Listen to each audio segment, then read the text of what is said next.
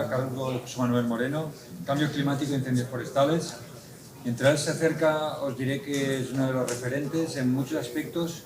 En mi caso, me ha influido muchísimo mi carrera científica a la hora de tratar los incendios forestales. Viniendo de la geografía, en mi caso, escuchar a un catedrático de ecología fue un soplo de aire fresco y una revolución también en los métodos que él utilizaba. Además, José Manuel después ha trabajado intensamente en el Panel Internacional del Cambio Climático, ¿no? Que pronto llegarán los nuevos informes en los próximos meses. Entonces tenemos aquí dos temas relevantes, ¿no? Los incendios forestales, que este año son muy relevantes para nosotros, muy importantes para las noticias, pero también el cambio climático. Así que es una suerte que lo tengamos a José Manuel aquí y le doy la palabra. Tienes todo el tiempo que quieras, todo el tiempo del mundo. Bueno, todo. Aquí hay muchos estudiantes jóvenes. No es necesario, aquí hay muchos jóvenes que tienen muchas cosas que hacer. Gracias. ¿Lo lanzáis vosotros? ¿Lo lanzo yo? Si lo tendrás ahí, si lo encuentras, ahí está la columna derecha. Encuentro. Ah, aquí, sí. Aquí está. Vale, perfecto. Muy bien. Bueno, muchas gracias a todos por estar aquí. Gracias a Artemi por organizarlo y por invitarme a este acto tan importante. Y bueno, yo os voy a contar algunas cosas relacionadas con incendios, con cambio climático. Gracias, Elsa, por haber preparado el terreno. Este es el sumario de mi presentación. Primero voy a hablar de los factores que controlan el fuego y algunas tendencias mundiales, después tendencias en España, la relación de los incendios con el clima y la meteorología, proyecciones futuras y algunas conclusiones, ¿no? Bueno, recordar esto de los triángulos del fuego, ¿no? Para que haya fuego, pues necesitas que haya oxígeno, que haya combustible, es decir, vegetación, y que haya una fuente de ignición. El fuego necesita que le demos un poquito de energía, si no, no arranca. Eso sí, cuando ya le das esa energía, el fuego ya se mantiene. A esa escala, digamos, a escala más pequeña, digamos, eso es lo que internamente está ocurriendo. A escala un poquito mayor, a escala de días, es donde ya hablamos de incendios, aquí hablaremos del origen de la llama. Entonces, los incendios pues dependen de la climatología, de la meteorología, de la topografía y del combustible. Y a gran escala, cada territorio pues también está caracterizado por un régimen de incendios y que ese régimen pues depende del clima, de la vegetación y de las fuentes de ignición que tengan, ¿no? Todos estos elementos, y desde luego estos dos últimos particularmente, son muy interesantes a efectos de lo que a nosotros nos interesa, ¿no? Como decía Artemi, a mí me pasó lo mismo, Artemi. Yo hacía mi tesis y hacía suelos. Y el día que empecé a descubrir carbones en el suelo, dije, aquí pasa algo que no me habían contado. Porque cuando yo estudié biología, nadie me había hablado de fuegos en España. No existían los incendios en España en la academia, ¿no? Y bueno, para mí fue tal choque porque ponía patas arriba a todos mis supuestos, ¿no? Y obviamente en cuanto acabé la tesis me fui corriendo a California porque dije, allí sí que estudian los incendios, ¿no? Pero los incendios no es algo nuevo, los incendios llevan mucho tiempo. Vamos a ver este diagrama realizado por un compañero, David Bowman, de Tasmania, en escalas logarítmicas de años. Es decir, si vamos a escala global, fijaros, incendios ha habido desde hace miles de millones de años, además con distintas variaciones. Si nos vamos a una época ya más reciente, de unos cuantos centenares o decenas de miles de años, pues la entrada del hombre origina evidentemente modificaciones, ¿no? Y si vamos ya a épocas ya más actuales, pues vemos fluctuaciones.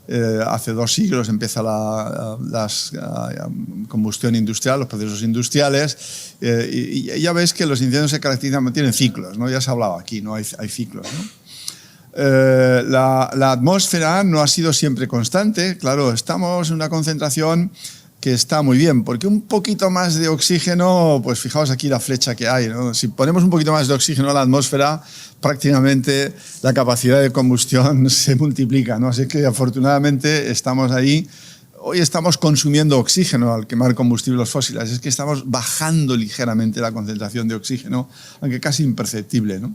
El clima ha ido variando a lo largo de todas las épocas. Si nos concentramos ya en las épocas más recientes, sobre todo la última glaciación, desde que hace 10.500 años se alejan los hielos, pues estamos creciendo la temperatura y la temperatura va a seguir creciendo, pero la modificación de la temperatura ha sido una constante, solo que a escalas temporales muchísimo mayores de lo que estamos ahora. Muchas veces los geólogos no se preocupan por el cambio climático porque los geólogos solo funcionan en millones de años y aquí no hay que funcionar en millones de años, aquí estamos funcionando a escalas de que yo ya he vivido lo suficiente para atestiguar que el clima que tenemos no es el que yo tuve de joven, ¿eh? O sea, que las escalas son diferentes. Para que haya incendios necesitamos combustibles y combustibles vegetación y bueno, pues la vegetación ha existido desde hace muchos miles de millones de años. Una aparición importante son las grandes praderas con las plantas de tipo C4 que no son tan viejas y que forman parte de muchas de las zonas que se queman regularmente, ¿no? Y bueno, los hombres, pues ya se ha dicho aquí, los hombres hemos usado el fuego desde hace ya muchísimo tiempo, prácticamente casi desde que empezamos a darnos cuenta de que aquello podía tener era una herramienta muy buena, aunque solo fuese para atontar la caza y si no freírla directamente, casi comértela, ¿no? Así es que hemos utilizado el fuego desde hace mucho tiempo para distintos procesos y hoy somos capaces de monitorizar y de ver todo, ¿no? Como decía, el fuego es desde hace muchísimo tiempo en todo el mundo, ¿no? Fijaos, aquí tenemos algunas micrografías donde se ven perfectamente los restos de las estructuras de la vegetación. Estamos hablando de hace más de 400 millones de años, ¿no? Así es que nadie piense que esto del fuego es una cosa de ahora y vergüenza para la Academia Española que cuando yo estudiaba ni siquiera existía que el fuego, ni siquiera sabía que el fuego existía en el mundo. Vergüenza. Todavía hay muchas zonas, hay muchas universidades que no os creáis que se enteran tanto, ¿eh? Es decir, el fuego sigue sin estar presente en nuestros programas, ¿no? Hay fuegos por dos cosas. Primero, fuentes de ignición continuamente. No sé si tendremos acceso. No sé si tendremos acceso fuera. ¿Tenemos acceso? Sí. Mirad, estos son rayos en tiempo real que están ocurriendo ahora mismo en el mundo, ¿no? Hay rayos, por doquier, fundamentalmente, claro, en la zona ecuatorial y tropical es donde más hay, pero aquí ya sabemos que fluctúan y los rayos pues, son una fuente de ignición, ¿no? O sea que esa fuente está ahí permanentemente.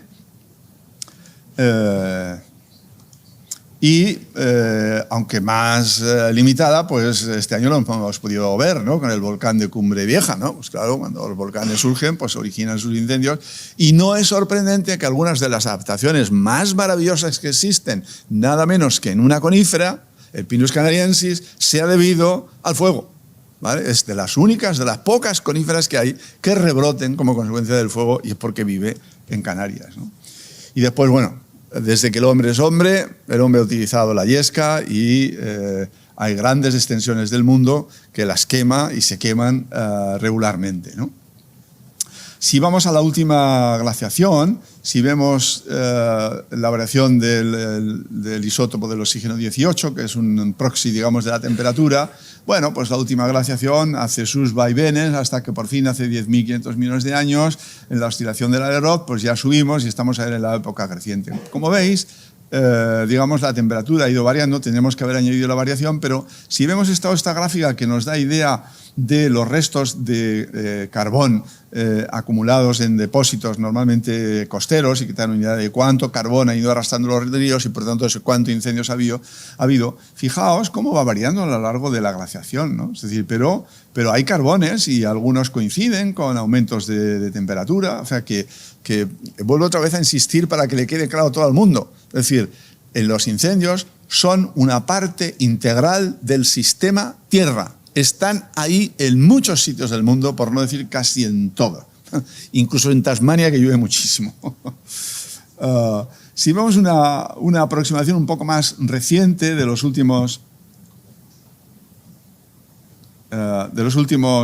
1000 años aproximadamente, si vemos la actividad de fuego relacionada con los carbones, pues fijaos que esa actividad sufre una cierta variación. Hay un incremento en el número de incendios, sobre todo a finales del siglo XIX, como consecuencia de la deforestación de muchísimas zonas. Y fijaos, ahora recientemente los incendios están cayendo, y de hecho mundialmente están cayendo el número de incendios, ¿no?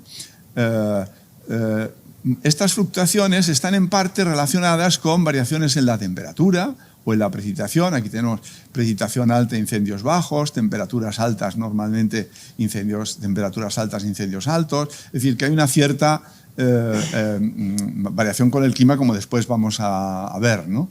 Y hay otro factor que tenemos que tener en cuenta, y es, bueno, cuánta vegetación tenemos en el mundo susceptible de quemar, porque con el tiempo el hombre ha ido ocupando una buena parte de la esfera terrestre, y muchas de las zonas que cultiva pues se queman poco o no se queman, y la otra variable que tenemos que considerar es la densidad de la población. Es que cada vez somos más, y parece que conforme nos vamos moviendo nos van saltando chispas, casi literalmente, ¿no? Con lo cual hoy estamos en un mundo donde está saturado de igniciones.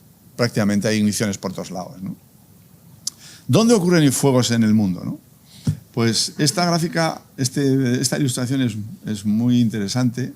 Mira, simplemente dónde van ocurriendo incendios y cómo van variando a lo largo del año. Fijaos cómo fluctúan, se ve muy bien de África, del verano austral al invierno, verano austral hacia el invierno, cómo va fluctuando continuamente. 2004, 2005... Es decir, como os decía, el fuego es una parte integral del sistema Tierra. No es posible entender el sistema Tierra sin el fuego. Por Dios santo. A ver si se le queda grabado a todo el mundo en todas las universidades españolas. O sea, no solo en España, en el mundo. Y si queremos entender la vegetación del mundo, tenemos que entender el fuego, ¿no? Así es que sí, el fuego es un fenómeno global. Y hay zonas que se queman, pues claro, algunas se queman a lo mejor, un 1% por año, es decir, un periodo de retorno de 100 años. Pues sí, 100 años. 100 años no es nada. O sea, aquí paleohistóricamente, en algunos de los depósitos que se han muestreado, desde en el Holoceno, hemos tenido incendios regulares 200, 300 años, ciclos. Ya cuando empieza a llegar el hombre por aquí, ya empezamos a estar en ciclos de 100 años. Pero 100 años no es nada en términos ecológicos, ¿no? Pero hay zonas que se queman, bueno, un 2% por año, o que se queman del 20 al 50%, es decir, que se queman año sí, año no. Muchas zonas del mundo, las zonas tropicales, las zonas de pradera. O sea, estamos África, América y Australia fundamentalmente, ¿no?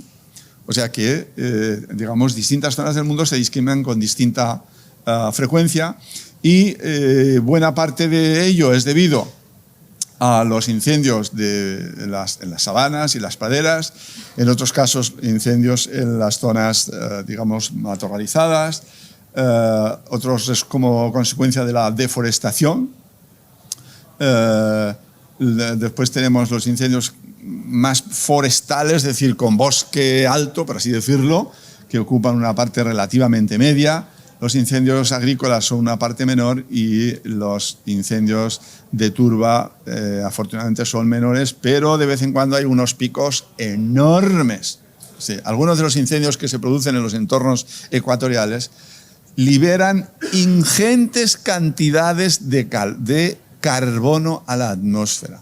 Por eso, uno de los acuerdos de la conferencia de Glasgow es: hay que mantener los ecosistemas forestales, entre otras cosas, porque cuando se arrastran, se quitan los bosques y se queman, hay mucha turba que libera ingentes cantidades de carbono. Así es que es un mal problema, ¿no? Las zonas que más se queman, pues aquí tenemos el sur de Sudamérica, con 21,6 millones de hectáreas cada año. Después África es el continente del fuego, 131 y 125. Y Australia también en gran medida con 53 millones de hectáreas. Para que os hagáis una idea, en Europa se queman ahora mismo, porque esto ya son datos viejos, son datos de 2008, pero ahora mismo se queman menos de 500.000 de hectáreas al año. Este año se van a quemar más, ¿no? Vamos a subir a 700.000 hectáreas por lo menos, ¿no? Y en España. Bueno, en España hay incendios casi por todos lados. Estos son el número de incendios y área quemada. Estos son datos desde 1980, no hemos ido a la serie histórica desde 1968, pero como veis, bueno, algunas comunidades autónomas pues no entregan los datos, ¿no, Elsa? Porque estos blancos es por eso. Lo cual es una vergüenza, sinceramente. Es decir, porque es que esto nos ayuda a todos. Esta visión de lo mío es absolutamente pueril, estúpida, cretina. Porque no solo es para ellos, es para todos. Necesitamos conocer todos. Entonces, me parece muy mal que no construyamos unas bases de datos comunes, porque nos ayudamos a todos. Ellos se ayudan también conociendo lo que nos pasa a los demás, ¿no? Es que aprovecho para decir que no es de recibo. Pero bueno, ¿dónde se quema mucho? Pues ya lo veis, en el norte, algo en el sistema central, por supuesto en el Mediterráneo, algo digamos, en las sierras centrales y en Sierra Morena y después también en las sierras béticas, ¿no? Algunas tendencias. Bueno, pues las tendencias... un momentito, las tendencias... Ups. A ver. Que esto es muy sensible, como está animado. Vale. Entonces, tendencias, por ejemplo... En cuanto desde los años 80 hasta acá, número de incendios y área quemada, la tendencia es decreciente. Cuando pone línea es porque es estadísticamente significativa. El tamaño, bien el tamaño mediano o el percentil 95, es decir, los incendios grandes, fijaos, las tendencias son relativamente decrecientes, ¿no? Una cosa importante, Elsa lo ha mencionado, se quema fundamentalmente menos zona forestada. De hecho, el ratio del treeless, es decir, sin arbolado a arbolado, pues es predominante lo no arbolado, es decir, zonas de matorral, zonas de pasto, es decir, zonas abandonadas, lo que suele preponderar, ¿no? Y después, en cuanto a tendencias, pues fundamentalmente está habiendo una disminución de coníferas quemadas, y se ve muy bien en este ratio entre coníferas y quercus, pues que en general la tendencia a quemarse coníferas es negativa, mientras que hay una tendencia relativamente positiva a que se quemen más zonas de quercus, que fundamentalmente son muchas dehesas abandonadas, o es decir, que están cargadas de matorral y por tanto se van quemando, ¿no? Aquí vemos por provincias, digamos, este tipo de tendencias en cuanto a número de incendios. Ya os digo que es casi general el número de incendios y la tendencia es a la baja, salvo Toledo. En 1997 es un punto de inflexión, bueno, hay aquí algún otro sitio, pero en general en casi todas las provincias es a la baja. En el área quemada ocurre lo mismo, tendencia a la baja. El percentil 50, el tamaño mediano, la tendencia también es a la baja. Y el percentil del 95 en general también la tendencia es a la baja. Es decir, eso no quiere decir que no haya algunos grandes, no hemos metido aquí la proporción que queman, aunque yo, una de las primeras cosas que estudié, que enseñaría en aquel curso Artemi de Valencia, era precisamente, estudié la proporción que quemaban los incendios en función de su tamaño. Y entonces llegabas a la conclusión de que unos cuantos incendios quemaban del 90 al 95% de los tamaños. Y además variaba porque hacía un transecto desde Galicia al centro a Valencia. La mayor proporción la tenía en Valencia. En Valencia los incendios eran mucho más virulentos, ¿no? Eso no lo he vuelto a testar. Tengo que volver a mirarlo a raíz de lo que estás diciendo, ¿no? Ya os digo, en general las tendencias son a la baja, lo cual esto un poco sorprende con la condición de cambio climático. Bueno, ahora ha venido este año, que Elsa ya lo ha mostrado, en el número de incendios, pues bueno, más o menos no ha habido un problema de grandes incendios. Claro, donde sí ha habido un problema es en el área quemada. En el área quemada, pues claro, en los años 90 estábamos en medias anuales del orden de 200.000 hectáreas, fuimos disminuyendo, estábamos ya por debajo de 100.000 hectáreas y este año, ¡paf!, de repente nos vamos a ir a 260.000 hectáreas. Pero, en fin, en Portugal se han quemado 400 y pico mil hectáreas en algunos años, ¿eh? O sea que, digamos que dentro de lo que cabe, en fin, hay donde mirar cosas peores, ¿no? Como os decía, la cantidad de zonas arboladas, pues en general está disminuyendo. Las treeless áreas también, la tendencia, lo importante es el ratio, y el ratio treeless treat, es decir, pues es negativo, es decir, se está quemando más zona, pues eso, abandonada, de matorral, de pastos. Esto es un poco la tendencia que está ocurriendo en España, ¿no? Y en cuanto a las especies, pues aquí tenemos para las distintas especies de pinos, que ya veis que en general, pues aquí no sabemos qué pasa en Ciudad Real, pero en general las tendencias son negativas, es decir, menos especies de coníferas y menos bosque de coníferas quemado, mientras que para los quercus pues hay algunas zonas, no muchas, pero algunas provincias donde se ve tendencias positivas, en otras son negativas, y bueno, estos es que son muy poco abundantes, realmente estos dos son los que se llevan la palma, ¿no? O sea, no es muy espectacular, pero bueno, esto lo que indica es esto, que zonas antiguas de esas pues que se están abandonando y se están quemando, ¿no? Claro, la pregunta es, bueno, ¿y el clima qué está haciendo? Bueno, pues aquí tenemos el índice de peligro canadiense que marca muy bien las condiciones de peligro, y aquí tenemos la media del índice de peligro canadiense, y que vemos que tiene una tendencia a subir, desde valores medios de 30 en el año 80, estamos en 30 y pico, 35, algunos años.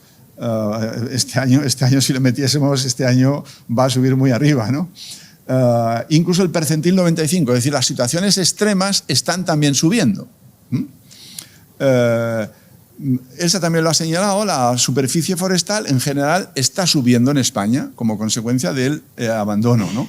Entonces, por ejemplo, tenemos una disminución de la superficie agrícola, mientras que el bosque hay un pequeño aumento, y bueno, aumentan las áreas artificializadas, es decir, estamos construyendo dentro del bosque, que este es el problema, ¿no? Y otro punto de la tendencia muy importante es el número de efectivos terrestres y aéreos que se están utilizando en la lucha contra infuegos. Y aquí sí se ve una tendencia muy clara, tanto en los medios terrestres como sobre todo en los medios aéreos. En realidad, a partir de los años 90, y esto en el Ministerio tienen todos los datos, porque pagan y compran los aviones, que son muy caros, aparte de los que tienen las comunidades autónomas, pues realmente hay una cantidad de medios importantes. Esto será simplemente, sí, el cómo ha ido variando el índice de peligro, el índice medio o los valores extremos. Fijaos que el índice medio está variando más general, pero el índice extremo está ocurriendo más sobre todo por esta parte del territorio, ¿no? Y los aumentos pues, son generales en cuanto a aumentos de área, disminuciones de área agrícola, aumento de áreas artificializadas y sobre todo la utilización de medios de extinción, que en general está aumentando casi en todos lados, y que son en parte los causantes que haya detrás de esa disminución, es decir, de área quemada. Es decir, desde los años 90 hemos gastado mucho dinero, tenemos un ejército de gente luchando contra el fuego y somos efectivos en apagar los incendios en general, sobre todo los de menor tamaño. Pero claro, eso pues nos puede llevar, ya se ha dicho, a morir de éxito, porque lo que haces hoy, apagas el de hoy en condiciones relativamente fáciles, pero dejas el combustible que te va a volver a arder en condiciones en las que te va a ser muy difícil mantenerlo, con lo cual estás echando o puedes estar echando leña al fuego. Así es que esta es una política que me alegro oír que evidentemente hay que replanteársela, porque eso lo que nos va a hacer, bajo las condiciones del clima a las que vamos, pues que sea imposible parar el fuego, ¿no? Claro, ¿qué relación tiene con el clima? Pues tiene una relación muy buena, más que clima sería meteorología, ¿no?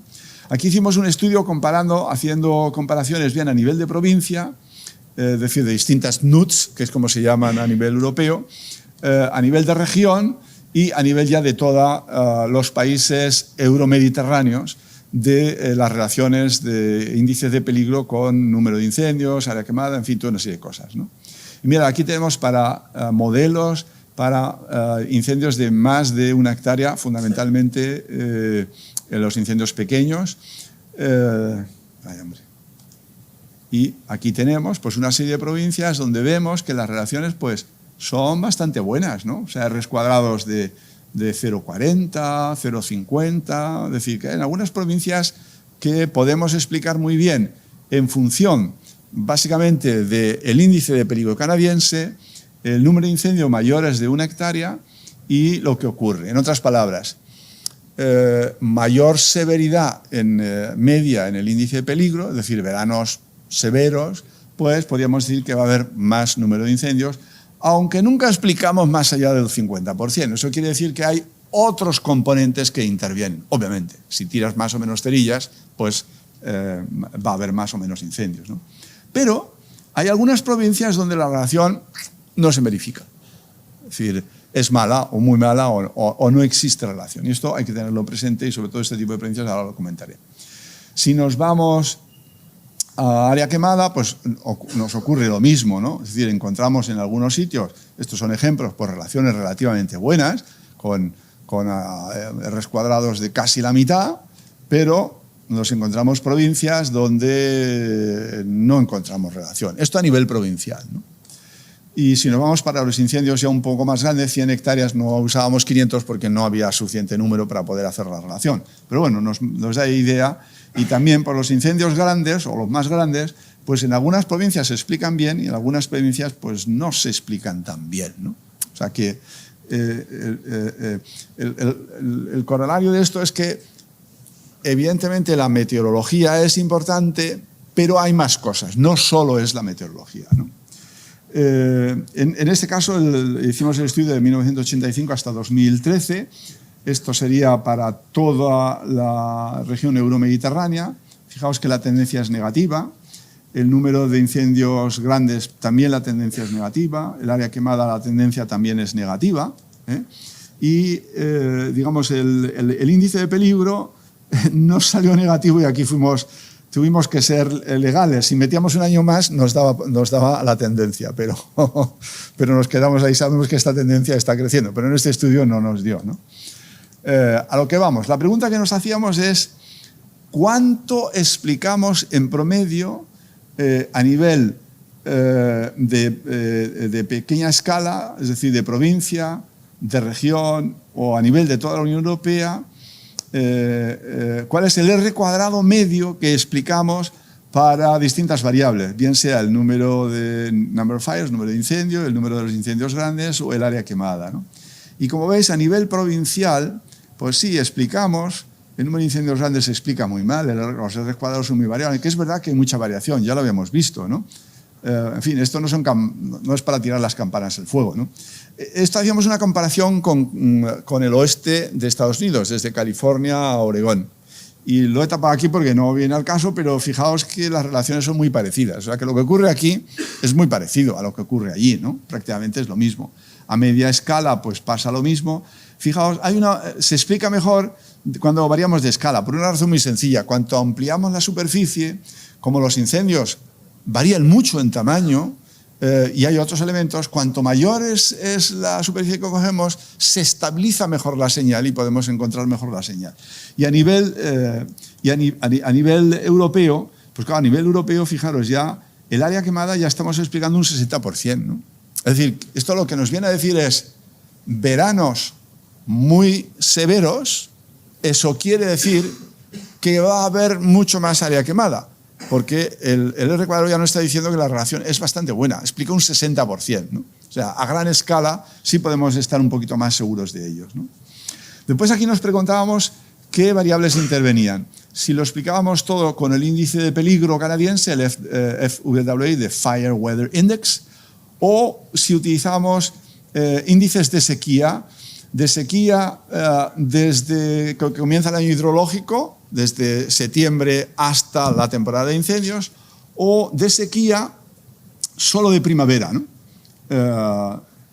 Y entonces lo que vemos básicamente para la pequeña y para la media escala da igual, es que en general con el índice de peligro casi explicas la mayor parte, ¿no? Es decir, el índice de peligro explica la mayor parte, ¿no? el SPEI. Es decir, si hay sequía, fijaos, el número de grandes incendios añade el que tú tengas menos precipitaciones desde que comienza el año hidrológico hasta que comienza la temporada de incendio. Es decir, que la sequía añade, en el área quemada añade un poquito, en el número de incendios.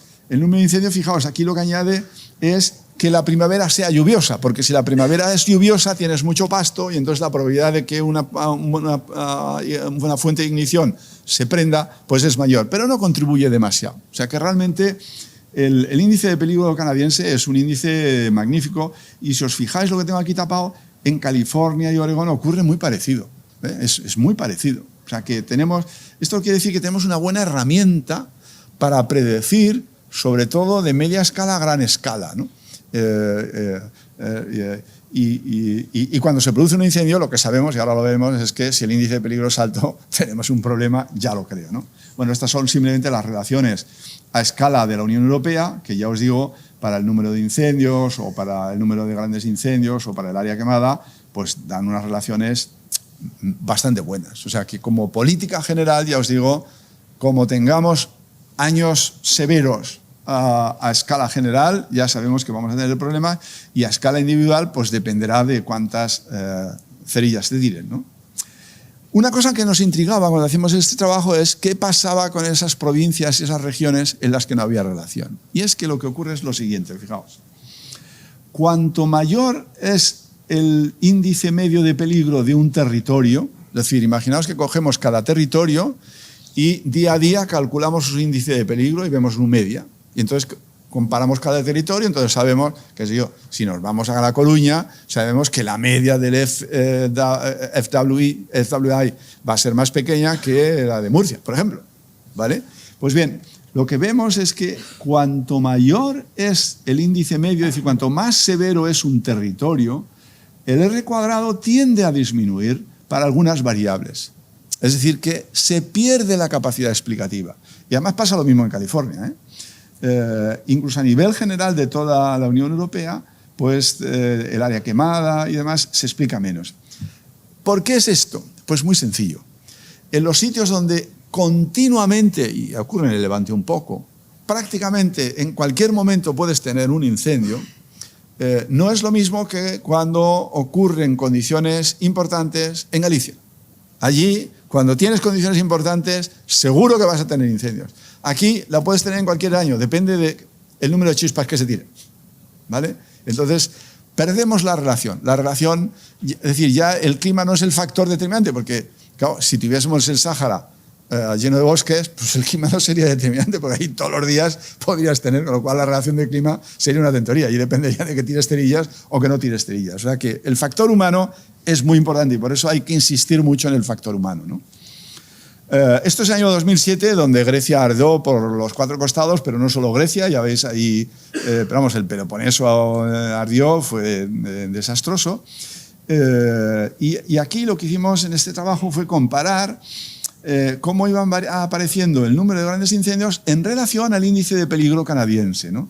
Si os acordáis, a principios de los 80 nuestra media de índice de peligro estaba en 30, y fijaos cómo se ve aquí que cuando el índice empieza a subir, es decir, cuando adquiere valores del orden de más de 30 y llega a 50, ¡paf!, te aparecen incendios grandes. Este es el número de incendios grandes en esa situación en el Peloponeso.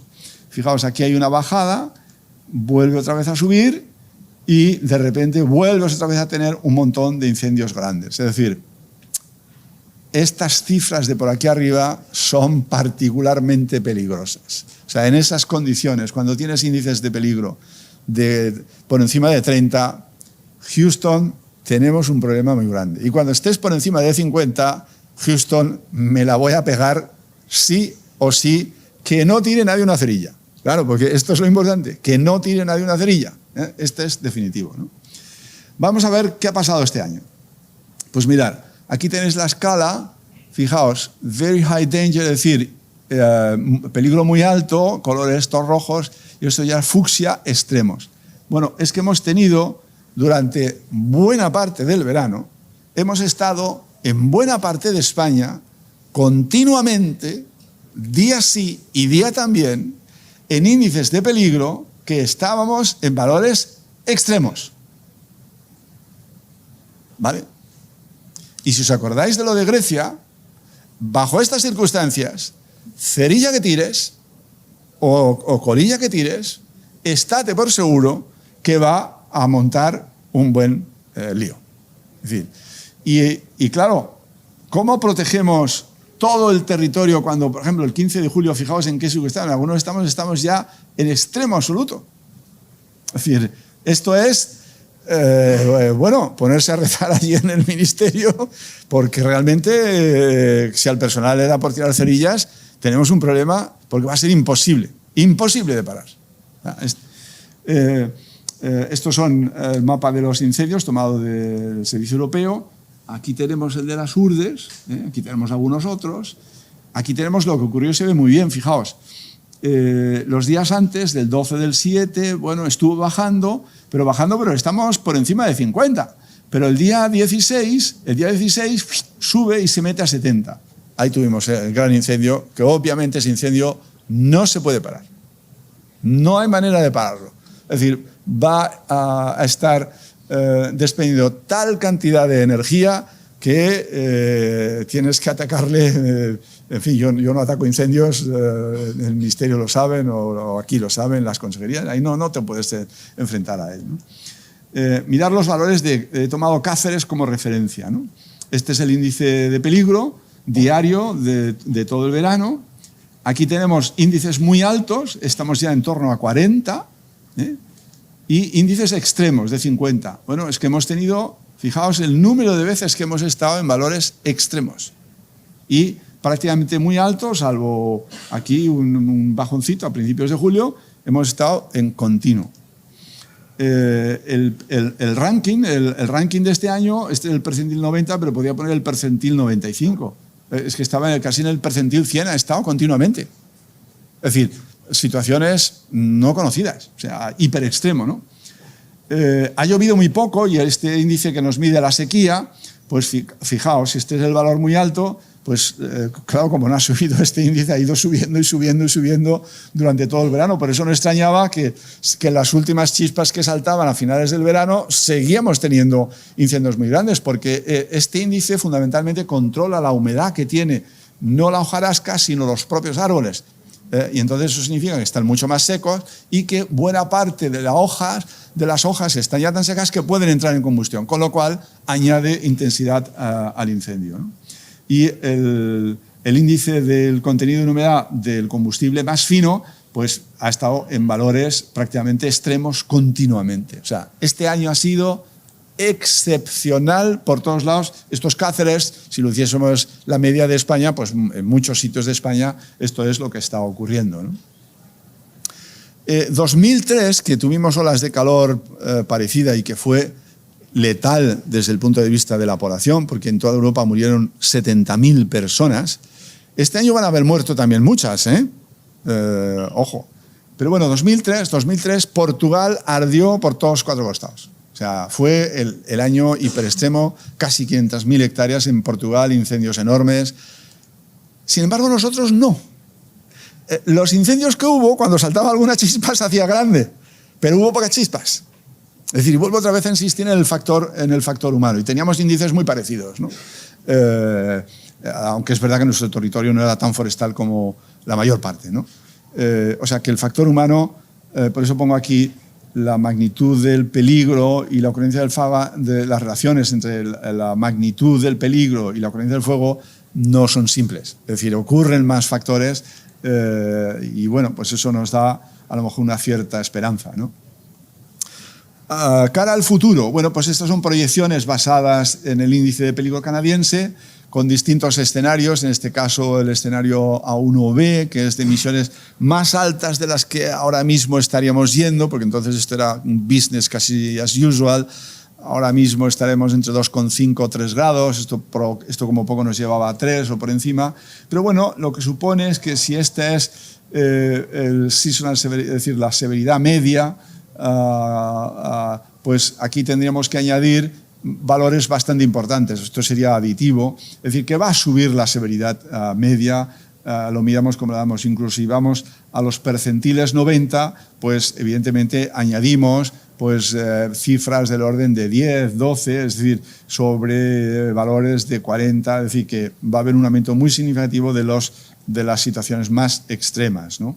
Si nos vamos, esta relación ya la hemos visto, pero si nos vamos a España, pues la severidad media, pero tenemos el resto de los países, ¿no? Conforme va pasando el tiempo, aquí tenemos distintos años a lo largo del siglo, pues lo que vemos es que pues de un valor de 15 pues pasamos a 25, estamos aumentando la severidad media pues muy significativamente, ¿no? Es decir, no la estamos doblando, pero casi, ¿no?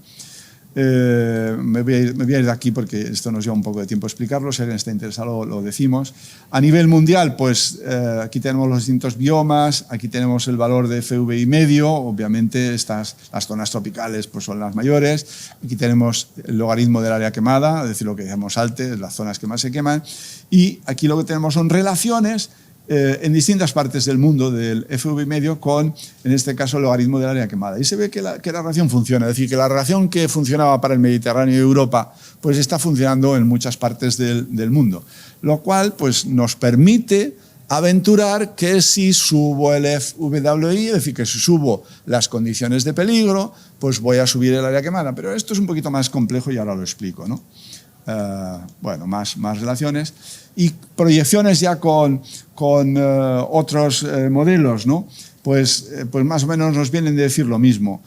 Conforme nos bajamos en el tiempo y conforme nos vayamos a escenarios con mayores emisiones, es decir, desde el RCP 4,5, que nos llevaría a unas emisiones, digamos, del entorno de un poquito menos de 3 grados, es decir, donde ahora mismo estaríamos por ahí, pues bueno, desde mediados de siglo a finales de siglo, pues ya veis que los valores medios suben todos ellos, ¿no? Por tanto, incremento del peligro. Claro, si nos vamos a escenarios muy intensos en emisiones, como sería este de aquí abajo, pues para finales de siglo estamos subiendo, pues fijaos, en España el valor medio es de 30 y le añadimos 7 unidades, estamos ya en 37, es decir, que estamos en valores extremos prácticamente continuamente. No me voy ya a los valores extremos. O sea, este es un escenario que sencillamente no nos lo podemos permitir, ¿no? O sea, esta es la realidad. Bueno, que estaba animada y... Claro, a nivel mundial ocurre lo mismo que enseñábamos antes, y es que el índice de peligro funciona bien hasta un determinado valor. A partir de un determinado valor ya no funciona. Y no funciona por lo que decía, porque tienes las condiciones que ya son constantemente de peligro, con lo cual ahí ya el control no depende de la climatología, sino que el control depende de lo que hacen los humanos, es decir, de las fuentes de ignición, ¿no? ¿Cuánto se va a quemar en España en distintos escenarios? Bueno, pues esto no lo sabemos. Yo os voy a contar algunos trabajos que se han hecho. Yo no he publicado, no lo he hecho deliberadamente porque me parece que no es posible hacerlo. Pero bueno, si extrapolásemos en base al clima, hemos visto que hay una relación, clima más severo, pues se quema más. Y bueno, y esto es lo que hice este trabajo que hicieron unos portugueses en un trabajo europeo que coordiné yo para distintas zonas de Iberia. Y entonces, pues fijaos, desde valores de 100.000, pues les sale más del doble para la zona del noroeste, para la zona esta zona no sé cuál es, para el suroeste, pues también se les multiplica por 3, aquí se les multiplica por 2 y aquí se les multiplica por bastante. Es decir, como extrapoles directamente el clima de hoy al clima del futuro y la relación de incendios-clima de hoy al futuro, lo que te sale es una relación que, en fin, te sale muchísimo, ¿no? ¿Es esto creíble? Probablemente no. Probablemente no, pero sí te debe de alertar de que Houston podemos tener un problema. Esto es lo que nos alerta, ¿no? Hay otros colegas que han usado, en vez de índice de peligro, usan índices de sequía con distintos escenarios, con distintas asunciones, y les da pues parecido. Digamos, si aumentas 1,5, pues se multiplica un 50% el número del área quemada que tienes. Si te vas a 2, pues más, aunque hay variación en función de los modelos y los supuestos que hagas. Si aumentas 3, pues hay muchísima variación. Pero fijaos que en todo caso estamos hablando de variaciones de 50% a 100, 150%, ¿no? Es decir, de nuevo, como metas clima e incendios, y solo eso lo metas en la ecuación, se te disparan los incendios, ¿no? Y ya hemos visto que hay que meter más cosas, ¿no? Meter más cosas es muy complicado, ¿no? Y esto casi no intento ni explicarlo. Esto se hizo también en un proyecto europeo que coordiné yo. Aquí se usan modelos muy complicados, distintos tipos de escenarios, y lo que intentan es diferenciar entre efectos relacionados con el clima, efectos relacionados con el CO2. Ojo, el CO2 lo que hace es que, aunque llueva menos, como hay más CO2, las plantas pierden menos agua para elaborar la misma materia orgánica. Luego, puede contribuir positivamente a que se elabore más combustible. ¿Vale? Puede haber un efecto CO2 o puede haber un efecto de población. Claro, si tienes más población con más zonas urbano-forestales, pues obviamente ahora mismo las zonas de mayor peligro las tienes precisamente en esas zonas, con lo cual habría más chispas, con lo cual habría más incendios, ¿no? Entonces, bueno, ni lo voy a explicar, pero lo que estos compañeros resumen es que esto es muy complicado, o sea, hacer la valoración de exactamente cuánto se va a quemar, porque tienes que tener en cuenta muchos de esos elementos. Y claro, simplemente incluir el elemento humano como una relación del tamaño de la población, pues es muy simple, ¿no? Que es lo que meten aquí, ¿no? Pero esto nos ayuda a entender, por ejemplo, y este es un mensaje que la Unión Europea ha captado, y es que no solo podemos tener aquí problema, que lo podemos tener, aunque a lo mejor menos de lo que pensábamos, sino que hay otras zonas de Europa que pueden tener un problema muchísimo mayor. Y esto la Unión Europea ya lo está teniendo en cuenta. Y de hecho este año ha ardido buena parte del hinterland de Grecia. Centro Europa ha estado ardiendo también, ¿no? Y esto sale de aquí, exactamente de este modelo.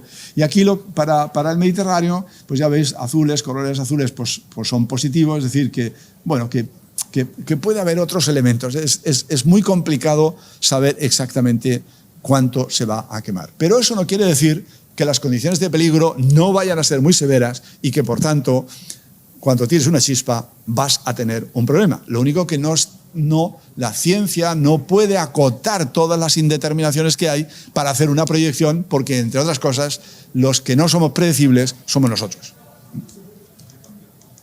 ¿Vale? Y algún modelo más, pero yo creo que ya estáis cansados de modelos. Ya ni le cuento. Ni le cuento. ¿Vale? ¿Para qué nos vamos? Ya ni le cuento. Ya estáis cansados de modelos. Conclusiones. Bueno, los incendios son parte del sistema Tierra. Ha modelado nuestro paisaje, nuestro territorio, desde que hubo oxígeno, ¿vale? Y hubo algo que quemar. Y eso forma parte de todos los ecosistemas del mundo. Grábenselo. En el Mediterráneo también, por supuestísimo, pero no solo. Es decir, si no entendemos el fuego en el mundo, no entendemos cómo funciona el planeta, ¿no? Existe una estrecha relación entre el clima, la vegetación y los incendios, pero el hombre interfiere en esta relación. Es decir, nosotros estamos ahí por medio, apagando por un lado, pero también tirando cerillas por otro, ¿no? Entonces eso pues complica el futuro. El calentamiento global va a aumentar los índices de peligro meteorológico, va a causar también otros efectos sobre la vegetación, y un clima más severo implica una mayor probabilidad de incendios, si tiras cerilla, claro, y cuando la tires va a ser de más alta intensidad y van a ser de mayor tamaño, que eso es lo que estamos viendo justo en este año, ¿no? Y me alegro mucho haberte oído, Elsa, hay que construir una cultura de riesgo. No podemos, el ciudadano español no puede estar sentado ahí esperando a que papá Estado o papá Comunidad Autónoma le resuelva su problema. No, oiga, preocúpese usted de lo que tiene. Hay que construir esa cultura de riesgo. Y es que donde tienes combustible al lado, es decir, donde tienes vegetación al lado, se va a quemar. Parte usted de ese supuesto. Se me va a quemar. Y como parto de ese supuesto, tengo que actuar yo mismo, por mí mismo, con mis elementos, con lo que pueda. Y por supuesto acudiendo a la mamá Comunidad Autónoma y al papá Estado, además. Pero preocúpese usted de usted mismo. Esto es algo fundamental en la cultura del riesgo. Se lo comentaba antes a Elsa, ¿no? Cuando yo llego a San Diego, a mí la primera lección que me dan es, mire usted, aquí hay terremotos. Esto es lo que tiene usted que hacer cuando pase un terremoto.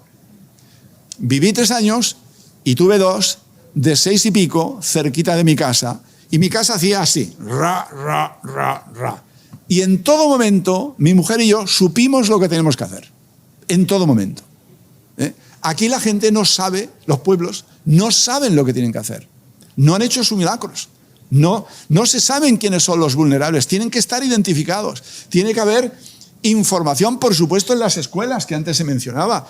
Elsa, mencionabas la formación a través del CNEAM. El CNEAM tiene un papel importantísimo que hacer ahí en información a las escuelas y a los informadores, porque la cultura de riesgo no se construye de un día para otro. La cultura de riesgo es todos los días, todos los días. Es decir, hago simulacros de incendios.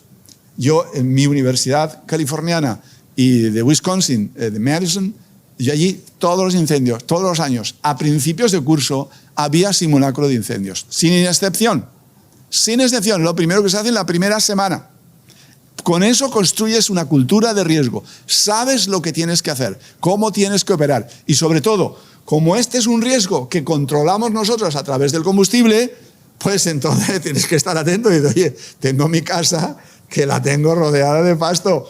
Pues oye, voy a llevar ahí una vaca y que se lo coma, y si no, pues lo corto o lo quemo. Empodero a la población a través de la formación. Los paisanos no necesariamente saben ya quemar, pero sí les podemos enseñar, por Dios santo. Sí podemos, las comunidades autónomas y el Estado, en fin, con todas estas ayudas, decir, mire usted, la quema controlada se hace de esta manera. Y hoy con teléfono móvil podemos tener todo controlado.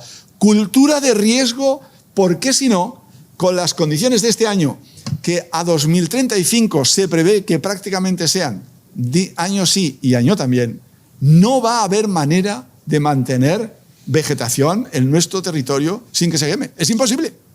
Así es que cultura de riesgo para que la gente sepa, bueno, es lo que he dicho, para que sepa cómo hay que comportarse.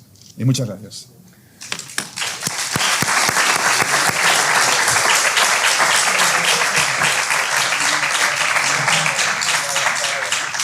Bueno, muchas gracias, José Manuel. Entenderéis por qué a mí hace 30 años me influyó tanto, ¿no?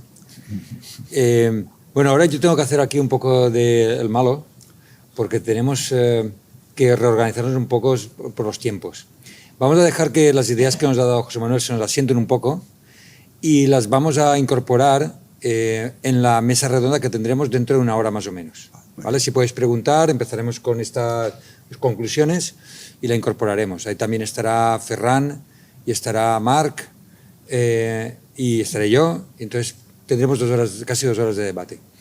Y antes tenemos una cosa muy importante y es un pequeño refrigerio que tenemos a la salida. Descansamos unos 15 minutos y volvemos a entrar. Tenemos que ser estrictos porque la siguiente charla es en inglés y tenemos traductor y no podemos hacer esperar al traductor, ¿vale? ¿De acuerdo? Venga, así que ahora descansamos y pensar en todas las preguntas que tenéis que hacer a José Manuel.